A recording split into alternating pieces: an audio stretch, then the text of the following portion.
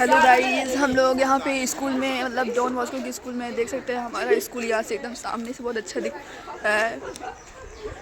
ये रहा हमारा पूरा गार्डन स्कूल का। अब हम आपको दिखाते हैं आपको कि डेकोरेशन हो रहा है गाइस। आप देख सकते हैं यहाँ पे बलून कुछ फालतू। ये थोड़ा सा पागल है, ये थोड़ा सा ज़्यादा पागल है। ये नहीं है फिर सनम, हम लोग को आना है। क्या कर रहे हैं पर आप? पागल ब्लॉगर मिलिए छपरी छपरी छपरी हो गया। हम पागलों का बात नहीं सुनते हैं क्योंकि खुद पागल है। हमारे मेरे खुद पागल है। बैल आदमी है, बैल बैल है। मेरे ऑडियंस पागलों का बात नहीं सुनता है। सॉरी, बलून भी नहीं फूल रहा है। इतना देर से एक ही बलून फुलाए हम।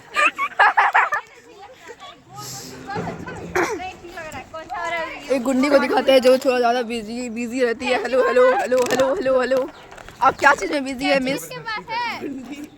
रिया तैयारी करने में बिजी है। तू ऐसा बेरोजगार नहीं बैठे है। ओह माय गॉड, आप यहाँ क्यों बैठे हैं? आपका ये जगह है।